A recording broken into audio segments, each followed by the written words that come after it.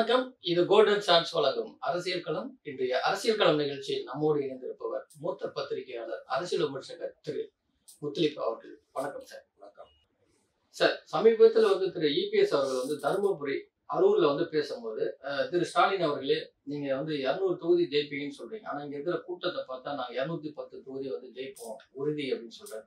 இது கலை யதார்த்தமா? கலை யதார்த்தம் பாத்தீங்கன்னா இன்னைக்கு என்டிஏ ஒன் ஸ்டெப் ஃபார்வர்ட் தான் போய்கிட்டு இருக்காங்க. விஜயே தனியா நின்னாங்க.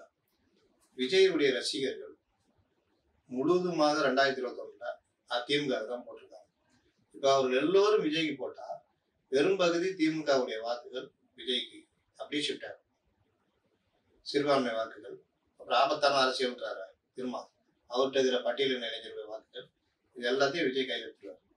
அப்போ பாத்தீங்கன்னா என்டிஏ உங்களுக்கு இங்க குறையிற வாக்குகள் தாவேக்காக போனா என்டிஏ அதோடைய பலனாக இருக்கு. கிட்டத்தட்ட 2016 மாதிரி என்டிஏக்கு சாதகமாக இருக்கு. ஒருவேளை விஜய் அங்க போயிட்டாருன்னு வச்சுக்கோங்க, மொத்தமா ஊத்தி முறை வேண்டிதான்.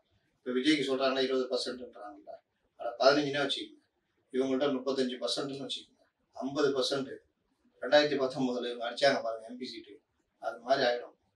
அப்படி ஆச்சுன்னா இவங்க வாஷ் அவுட் ஆவாங்க. கிட்டத்தட்ட 20 தொகுதிகள் ஜெயிச்சாலே பெரிய விஷயம். பெரிய தலைவர்களே அமைச்சர்களே தோத்து போயிடுவாங்க. அந்த மாதிரி ஒரு நிலையை நோக்கி நகரும். அதனால விஜய் என்ன முடிவு எடுத்தாலும் அது எப்பவுமே இன்னைய கண்டிஷன்ல அது இவர்களுக்கு தான் லாபம். அதை தான் எடப்பாடி பழனிசாமி குறிப்பிட்டு பேசுறாரு. நீங்க பாத்தீங்கன்னா விஜய்க்கான பிரச்சனையில கூட அவர் இறங்கி அடிக்கிறார். அடிக்க என்ன ஆகுதுன்னா தாவேகா தொண்டர்களும் இவரை ரொம்ப பெருசா பேனர்லாம் வச்சிருக்காங்க. கொடிலாம் பேனர், வரவேற்பு பேனர் எல்லாம் வைக்கிறாங்க.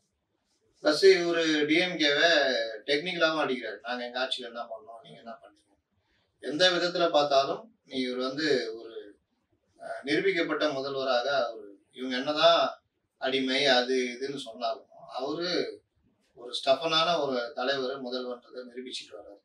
அதனால எந்த வகையில் பார்த்தாலும் என்டிஏக்கு அது லாபமாக அமையும். அதனால இப்ப விஜயோட நடந்திருக்க பேச்சுவார்த்தை இதெல்லாம் பாத்தீங்கன்னா சூழ்நிலையே தலைகீழா போய்கிட்டு இருக்கு. ரொம்ப டேஞ்சரா, அது சொன்ன மாதிரி இவர்களுக்கு ஆபத்தான அரசியலாக அது மாறி வந்திருக்கு. திராவிட அரசியலுக்கு மாற்று அரசியல் அப்படின்னு சொல்லிதான் திரு தபாக விஜய் அவர்கள் களத்துக்கு வந்தாரு. ஒரு மூத்த பத்திரிகையாளரா நீங்க மேடம் ஜெயலலிதா, கலைஞர், இது மாதிரி முக்கியமான ஆளுமைகள்லாம் அரசியல்லாம் கிட்ட நின்று பார்த்தவங்க, கூட பயணிச்சிருக்கீங்க. அப்படிங்கும்போது திரு விஜயோடைய அரசியல் சரியா இருக்கா? ஒரு தலைமைக்கான பிட்டா இருக்காரா, அன்பிட்டா இருக்கா? ஜெயலலிதா, எம்ஜிஆர் இவங்கெல்லாம் இப்ப கலைஞரே பாத்தீங்கன்னா எம்ஜிஆர் தான் உதவி பண்ணி முதலமைச்சரா வந்தாரு, திமுக தலைவரானார். திமுக பொதுச்செயலாளர் பதவி தான் வெயிட்டு.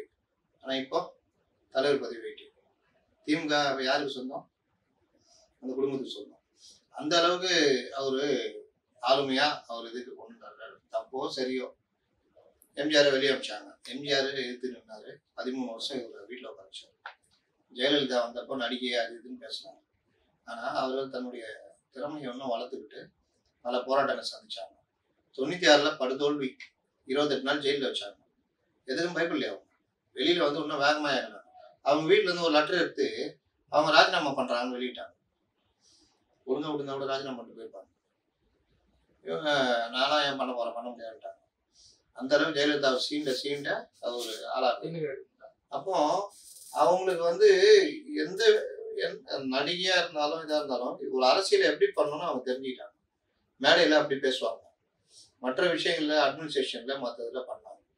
இதுல கொஞ்சமாவது ஒரு 5% இருந்தா கூட விஜய் பெரியாளா இருப்பாரு. அட்மினிஸ்ட்ரேஷன் பவர் இருக்கா? நான் எடுக்க மாட்டேன் முடிவு, நீங்களே எடுத்துக்க முடியும். இதுதான் அவருடைய அட்மினிஸ்ட்ரேஷன் பவர். மேடை பேச்சு எழுதி கொடுத்தா நான் படிக்கிறேன்.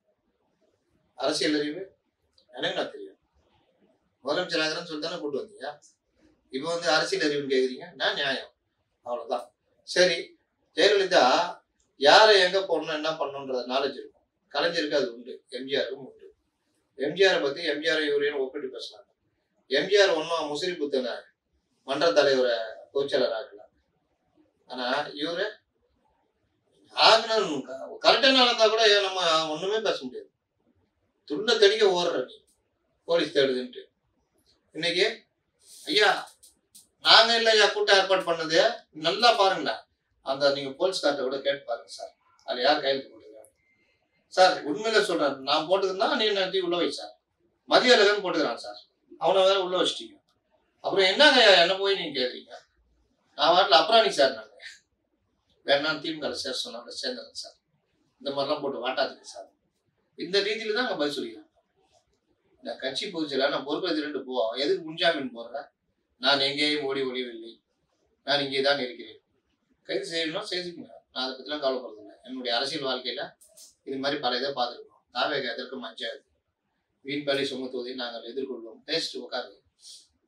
என்னமோ ஒழிஞ்சிட்டு எங்க இருக்குன்னு தெரியல, சுவிட்ச் ஆஃப் பண்ணுது. நிர்மல்குமாராவது ஃபோன் இருக்குது, பேசுறாரு, இதை நம்மளாம் பேசுறாரு, மற்ற பத்திரிகையாளர்லாம் பேசுறாரு, தைரியமா இருக்காரு. ஓடி ஒளிறீங்க. இதனால இவங்க என்ன பிரச்சனைனா, அந்த ஆளுமை திறன் எதுவுமே விஜய்க்கு கிடையாது. இவர்கள்ல 5% கூட அவர்கிட்ட இல்லை. இருந்திருந்தால் முதல்ல திருச்சியில பேட்டி கொடுத்துருக்காரு, கரூர் விட்டா போயிருக்க மாட்டாரு. அவர் ஹாஸ்பிட்டல் வந்தா என்ன பண்ணுவாரு? நான் அடிச்சுடுவாங்களா? கூட தொண்டர்கள்லாம் இருக்காங்களா? செட் பண்ணிட்டு தான் வரணும். ரெண்டாவது சரி வர முடியல, திருச்சியில அவர் பேட்டி கொடுத்துட்டு வீட்டுக்கு போயிருப்பாரு. மறுநாள் தொண்டர்கள்லாம் வருவாங்க, எல்லாம் சொல்லியிருப்பாரு, நாங்கள் கூட இருக்கிறோம் அப்படின்னு பேசியிருப்பாரு. எவன் டெய்லி பேட்டி கொடுக்குறோன்னா அடுத்த செகண்ட் விட்டு வந்து பேட்டி வைக்கிறோம், அறிக்கை வந்துடும், ப்ரெஸ்ஸாக வர வச்சுருவாரு, பேசுவார், என்ன நடந்துன்னு பேசுவார், எல்லாம் பண்ணுவார். தொலைபேசியில் கூட பேசலாம். அதான் சொல்கிறேன், ப்ரெஸ்ஸை பார்ப்பார்ல, ஆளுமை திறன் தான். அதான் இல்லையே சார். சமீபத்தில் வந்து திரு இபிஎஸ் அவர்கள் வந்து தருமபுரி அரூர்ல வந்து பேசும்போது திரு ஸ்டாலின் அவர்களே நீங்க வந்து 200 தொகுதி ஜெயிப்பீங்கன்னு சொல்றீங்க, ஆனா இங்க இருக்கிற கூட்டத்தை பார்த்தா நாங்க 210 தொகுதி வந்து ஜெயிப்போம் உறுதி அப்படின்னு சொல்றாரு. இது வந்து கலை யதார்த்தமா? இன்னொரு செய்தியை சொல்றாங்க, ஆட்சியாளர்கள் வந்து உரிய பாதுகாப்பு வழங்கியிருந்தா 41 பேர் எழுந்திருக்க மாட்டாங்க, இது முழுக்க முழுக்க அரசோட பொறுப்பு அப்படிங்கிற மாதிரி ஒரு த்ரோ பண்றாரு. 2 விஷயமா தான் நான் பார்க்குறேன். ஒன்று விஜயுடைய அவருக்கு உள்ள பொறுப்பு, அதை அவர் கைவிட்டார். இன்னொரு பக்கம் நீதிமன்றம் இன்னைக்கு கூட கேட்டது, 12 மணிக்குன்னு அவங்க போட்டாங்க, காலையிலேருந்து க்ரௌடு ஏறுதுன்றீங்க, அப்போ நீங்கள் என்ன பண்ணுறீங்கன்னு கேட்குறாங்க. அப்போ அந்த பொறுப்பு இனி நீதிமன்றங்கள் கேட்க ஆரம்பிக்கும். நீங்கள் என்ன பண்ணீங்க, 7 மணிக்கு இவ்வளோ க்ரௌடு இருக்கும்போது நீங்கள் ஏன் விஜய் அனுமதிச்சீங்க அப்படின்ற கேள்வியெல்லாம் வர ஆரம்பிச்சிடும். அதனால அரசு தரப்புலையும் இதற்கான பொறுப்பு இருக்குது, அதிகாரிகள் தரப்புலையும் இருக்குது. ராமநாதபுரத்தில் வந்து பேசிய திரு சிஎம் ஸ்டாலின் அவர்கள் வந்து கூட்டணிக்கு ஆள் சேர்க்க வேண்டாம், அசைன்மெண்ட் வந்து பிஜேபியுடைய அசைன்மெண்ட்டை தான் வந்து இபிஎஸ் வந்து பண்றாரு அப்படிங்கிற ஒரு குற்றச்சாட்டு வைக்கிறேன். சரி, அவர் பண்ணா யாரு லாபம்? அவருக்கு தானே லாபம். நாளைக்கு அவர் தானே முதலமைச்சராக. பிஜேபியும் இருக்கட்டும் சரி, ஏடிஎம்கே இருக்கட்டும் சரி, இந்த விஷயத்துல உறுதியா இருக்காங்க. விஜயை கூட்டணிக்குள்ள கொண்டு வரதுல 2 பேருமே சம கருத்தோட உறுதியாக இருக்கிறாங்க. மற்ற தலைவர்கள்ட்டையும் சொல்லிட்டாங்க, அண்ணாமலை உட்பட எல்லாத்தையும், இதுல ஏதாவது கிணுங்குச்சுன்னா பாத்துக்கங்கன்ட்டாங்க. அதனால எல்லாரும் அமைதியா இருக்காங்க. அதனால அது முழு முயற்சியாக இறங்கி பண்ணிட்டு இருக்காரு. ஆள் பிடிக்கிற அப்ப கரெக்டா தெரியுதா, சிஎம்கே படுதா ஆள் பிடிக்கிற வேலையை இறங்கிட்டாருன்னு. அது அவசாமத்தியா, நீங்க பிடிக்கலையா? எங்கள் வாசல் திறந்து இருக்கிறது, அதிமுக இருந்து யார் வேண்டுமானாலும் வரலான்னாருல.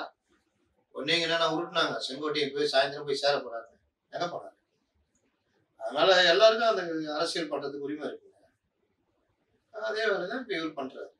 திரு சீமான் அவர்கள் வந்து திரு விஜயை பத்தி இன்றைக்கு பேசும்போது என்ன சொல்றாரு அப்படின்னா, விஜயின் இதில் வந்து வலியோ காயமோ இல்லை அப்படின்னு வந்து அவர் பதிவு சொல்றாரு. நம்மளா தானே சொன்னோம், கொஞ்சம் கூட குற்ற உணர்ச்சி இல்லை அப்படின்றது. அதெல்லாம் இருக்கணுங்க. இல்லைன்னா கூட நடிகை தெரியும், யாரையாவது கூட வச்சு டைரக்டர் மாதிரி, சார் இந்த கொஞ்சம் கண்ணீர் வரணும், கொஞ்சம் அழுகணும், கொஞ்சம் குரல் உடையணும், கொஞ்சம் கம்முணும், இந்த வேலையெல்லாம் பண்ணுங்க சார், இந்த வார்த்தைலாம் சேர்த்துங்க சார், எதுவுமே செய்யாம இவரே படம் எடுத்து இவரே நடிக்கிற மாதிரி, புரியுதா? அதனால அந்த வலி வேதனை இருக்கணும்ல. இன்றைய அரசியல் கேள்விகளுக்கு மிகவும் தெளிவாகவும் விரிவாகவும் பதில் சொல்லியிருக்க